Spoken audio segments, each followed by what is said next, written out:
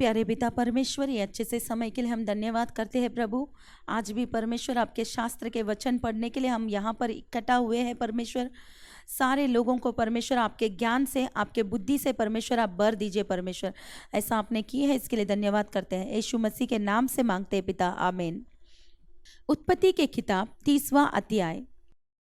जब राहेल ने देखा कि याकूब के लिए मुझसे कोई संतान नहीं होती, तब वह अपनी बहन से डाह करने लगी और याकूब से कहा, मुझे भी संतान दे, नहीं तो मर जाऊंगी। तब याकूब ने राहेल से क्रोधित होकर कहा, क्या मैं परमेश्वर हूँ? तेरी कोख तो उसी ने बंद कर रखी है। राहेल ने कहा, अच्छा, मेरी दासी बिल्हा हाजिर है, उसी के पास जा, वह मेरे घुटने पर जनेगी और उसके द्वारा मेरा भी घर बसेगा। तब उसने उसे अपनी दासी बिल्हा को दिया कि वह उसकी पत्नी हो, और याकूब उसके पास गया। उस बिल्हा गर्भवती हुई और याकूब से उसके एक पुत्र उत्पन्न हुआ। तब राहेल ने कहा, परमेश्वर ने मेरा न्याय चुकाया और मेरी सुनकर मुझे एक पुत्र दिया, इसलिए उसने उसका नाम दान रखा। राहेल की दासी बिल्हा फिर गर्भवती हुई और याकूब से एक पुत्र और उत्पन्न हुआ। तब राहेल ने कहा, मैंने अपनी बहन के साथ बड़े बल से लिपटकर मल्ल युद्ध किया और अब जीत गई, अतः उसने उसका नाम नप्तली रखा। जब लिया ने देखा कि मैं जनने से रहित हो गई हूँ, तब उसने अपनी दासी जिल्पा को लेकर याकूब की पत्नी होने के लिए दे दिया। और लिया की दासी जिल्पा के भी याकूब से एक पुत्र उत्पन्न हुआ। तब लिया ने कहा, अहो भाग्य, इसलिए उसने उसका नाम गाद रखा। फिर लिया की दासी जिल्पा के याकूब से एक और पुत्र उत्पन्न हुआ। तब लिया ने कहा, मैं धन्य हूँ, निश्चय स्त्रियां मुझे धन्य कहेगी, इसलिए उसने उसका नाम आशेर रखा। गेहूं की कटनी के दिनों में रूबेन को मैदान में दूदाफल मिले और वह उनको अपनी माता लिया के पास ले गया। तब राहेल ने लिया से कहा, अपने पुत्र के दूदाफलों में से कुछ मुझे दे। उसने उससे कहा, तूने जो मेरे पति को ले लिया है, क्या वह छोटी बात है? अब क्या तू मेरे पुत्र के दूदाफल भी लेना चाहती है? राहेल ने कहा, अच्छा, तेरे पुत्र के दूदाफलों के बदले वह आज रात को तेरे संग सोएगा। सांझ को जब याकूब मैदान से आ रहा था, तब लिया उससे भेंट करने को निकली और कहा, तुझे मेरे ही पास आना होगा, क्योंकि मैंने अपने पुत्र के दूदाफल देकर तुझे सचमुच मोल लिया। तब वह उस रात को उसी के संग सोया। तब परमेश्वर ने लिया की सुनी और वह गर्भवती हुई और याकूब से उसके 5वां पुत्र उत्पन्न हुआ।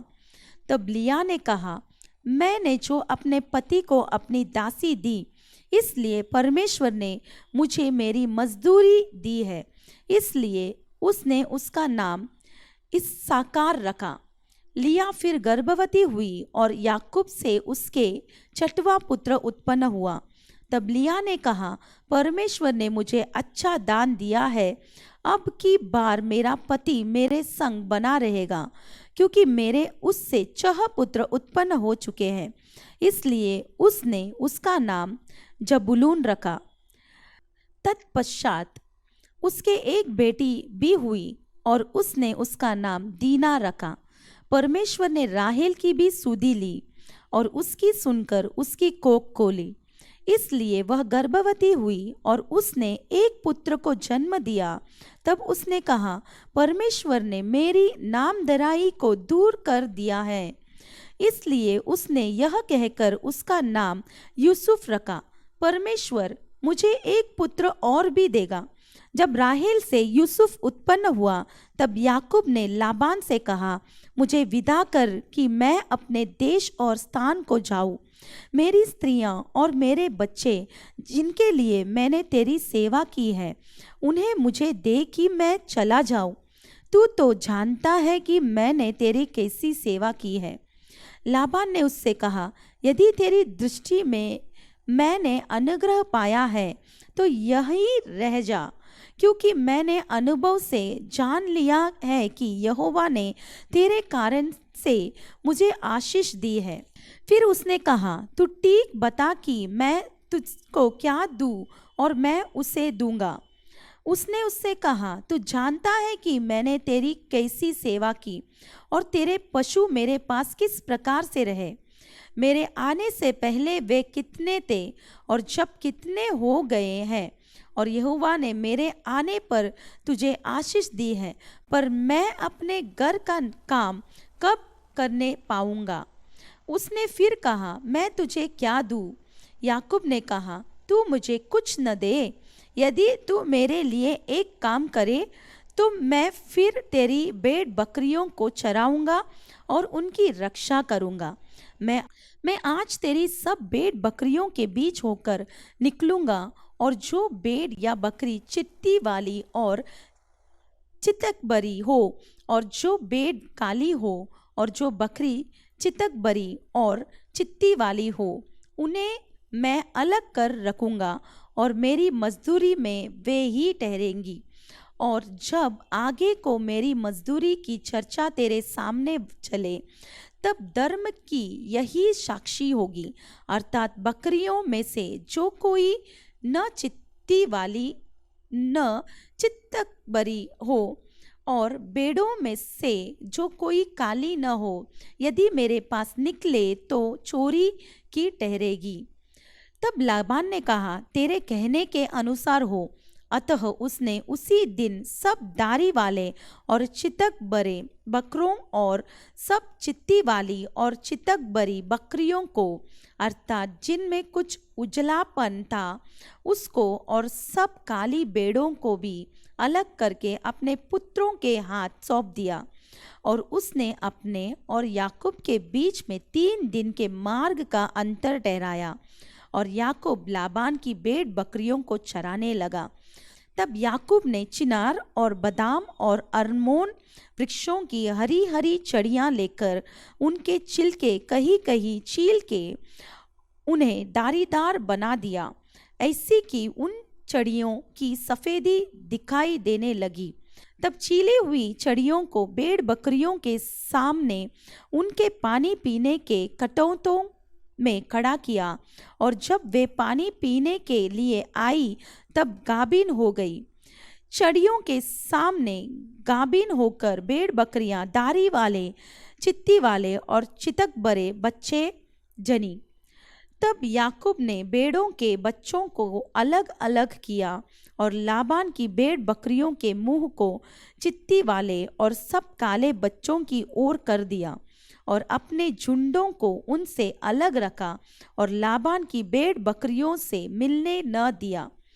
और जब जब बलवंत भेड़ बकरियां गाभिन होती थी, तब तब याकूब उन चड़ियों को कटौतों में उनके सामने रख देता था, जिससे वह चड़ियों को देखती हुई गाभिन हो जाए। पर जब निर्बल भेड़ बकरियां गाभिन होती थी, तब वह उन्हें उनके आगे नहीं रखता था। इससे निर्बल लाबान की रही और बलवंत बलवंत याकूब की हो गई। इस प्रकार वह पुरुष अत्यंत धनादयी हो गया और उसके बहुत सी भेड़ बकरियां और दासियां और दास और ऊंट और गधे हो गए। मत्ती के किताब 17वां अध्याय। 6 दिन के बाद यीशु ने पतरस और याकूब और उसके भाई यूहन्ना को साथ लिया और उन्हें एकांत में किसी ऊंचे पहाड़ पर ले गया। वहां उनके सामने उसका रूपांतर हुआ और उसका मुंह सूर्य के समान चमका और उसका वस्त्र ज्योति के समान उजला हो गया। और मूसा और एलिया उसके साथ बातें करते हुए उन्हें दिखाई दिया। इस पर पतरस ने यीशु से कहा, हे प्रभु, हमारा यहाँ रहना अच्छा है। यदि तेरी इच्छा हो तो मैं यहाँ 3 मंडप बनाऊं, एक तेरे लिए, एक मूसा के लिए और एक एलिया के लिए। वह बोल ही रहा था कि एक उजले बादल ने उन्हें चा लिया और उस बादल में से यह शब्द निकला, यह मेरा प्रिय पुत्र है जिससे मैं प्रसन्न हूँ, इसकी सुनो। चेले यह सुनकर मुंह के बल गिर गए और अत्यंत डर गए। यीशु ने पास आकर उन्हें छुआ और कहा, उठो, डरो मत। तब उन्होंने अपनी आंखें उठाई और यीशु को छोड़ और किसी को न देखा। जब वे पहाड़ से उतर रहे थे तब यीशु ने उन्हें यह आज्ञा दी, जब तक मनुष्य का पुत्र मरे हुओं में से न जी उठे तब तक जो कुछ तुमने देखा है किसी से न कहना। इस पर उनके चेलों ने उनसे पूछा, फिर शास्त्री क्यों कहते हैं कि एलिया का पहले आना अवश्य है? उसने उत्तर दिया, एलिया अवश्य आएगा और सब कुछ सुधारेगा। परंतु मैं तुमसे कहता हूँ कि एलिया आ चुका है और लोगों ने उसे नहीं पहचाना, परंतु जैसा चाहा वैसा ही उसके साथ किया। इसी रीति से मनुष्य का पुत्र भी उसके हाथ से दुख उठाएगा। तब चेलों ने समझा कि उसने हमसे यूहन्ना बपतिस्मा देने वाले के विषय में कहा है। जब वे भीड़ के पास पहुंचे तो एक मनुष्य उसके पास आया और घुटने टेक कर कहने लगा, हे प्रभु, मेरे पुत्र पर दया कर, क्योंकि उसको मिर्गी आती है और वह बहुत दुख उठाता है और बार बार आग में और बार बार पानी में गिर पड़ता है। मैं उसको तेरे चेलों के पास लाया था, पर वे उसे अच्छा नहीं कर सके। यीशु ने उत्तर दिया, ये अविश्वासी और हठीले लोगों, मैं कब तक तुम्हारे साथ रहूंगा, कब तक तुम्हारी सहूंगा? उसे यहाँ मेरे पास लाओ। तब यीशु ने दुष्ट आत्मा को डांटा और वह उसमें से निकल गई और लड़का उसी घड़ी अच्छा हो गया। तब चेलों ने एकांत में यीशु के पास आकर कहा, हम उसे क्यों नहीं निकाल सके? उसने उनसे कहा, अपने विश्वास की घड़ी के कारण, क्योंकि मैं तुमसे सच कहता हूँ, यदि तुम्हारा विश्वास राई के दाने के बराबर भी हो तो इस पहाड़ से कह सकोगे, यहाँ से सरक कर वहाँ चला जा, तो वह चला जाएगा, और कोई बात तुम्हारे लिए असंभव न होगी। पर यह जाति बिना प्रार्थना और उपवास के नहीं निकलती। जब वे गलील में थे तो यीशु ने उनसे कहा, मनुष्य का पुत्र मनुष्यों के हाथों में पकड़वाया जाएगा, वे उसे मार डालेंगे और वह तीसरे दिन जी उठेगा। इस पर वे बहुत उदास हुई। जब वे कफरनहूम पहुंचे तो मंदिर का कर लेने वाले ने पतरस के पास आकर पूछा, क्या तुम्हारा गुरु मंदिर का कर नहीं देता? उसने कहा, हाँ देता है। उसने कहा, हाँ देता है। जब वह घर में आया तो यीशु ने उसके पूछने से पहले ही उससे कहा, हे शिमोन, तू क्या सोचता है? पृथ्वी के राजा महसूल या कर किन से लेते हैं, अपने पुत्रों से या परायों से? पतरस ने उससे कहा, परायों से। यीशु ने उससे कहा, तो पुत्र बच गए। तो भी इसलिए कि हम उन्हें टोकर न खिलाए, तो झील के किनारे जाकर बंसी डाल और जो मछली पहले निकले उसे ले। उसका मुंह खोलने पर तुझे एक सिक्का मिलेगा, उसी को लेकर मेरे और अपने बदले उन्हें दे देना। नीति वचन 18वां अध्याय। जो दूसरों से अलग हो जाता है वह अपनी ही इच्छा पूरी करने के लिए ऐसा करता है और सब प्रकार की खरी बुद्धि से बैर करता है। मूर्ख का मन समझ की बातों में नहीं लगता, वह केवल अपने मन की बात प्रकट करना चाहता है। जहाँ दुष्टता आती वहाँ अपमान भी आता है और निरादर के साथ निंदा आती है।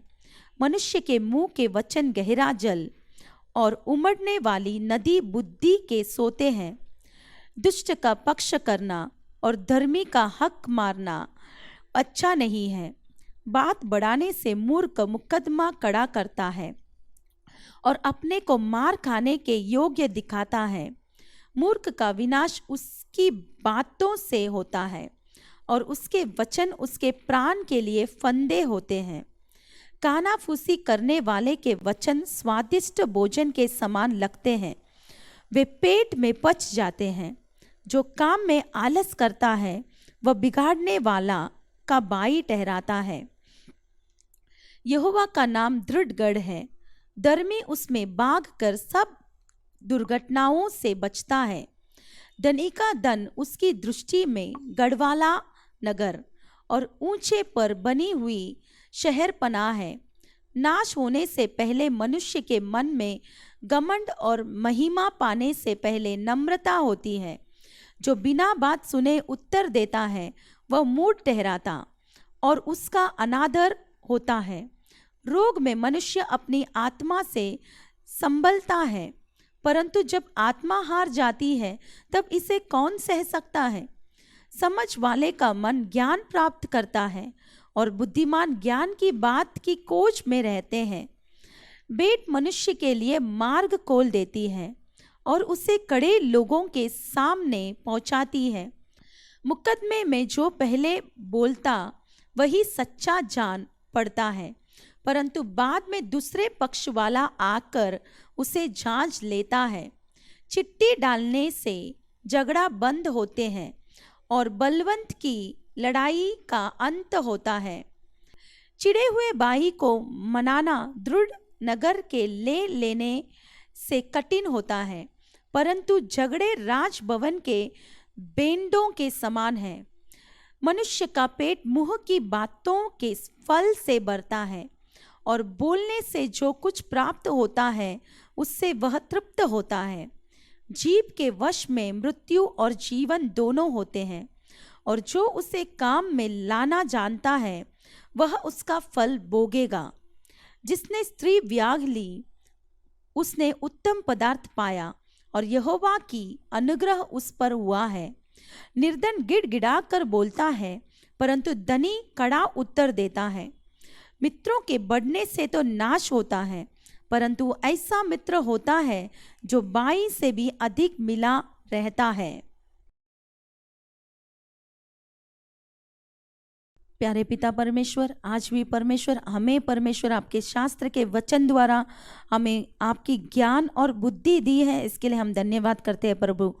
जिसने भी परमेश्वर ये वचन सुनी है परमेश्वर, उन्हें भी परमेश्वर आज आपने विशेष ज्ञान से, आपके बुद्धि से परमेश्वर आपने भर दी है, इसके लिए हम धन्यवाद करते हैं परमेश्वर। यीशु मसीह के नाम से मांगते हैं पिता, आमीन। God bless you.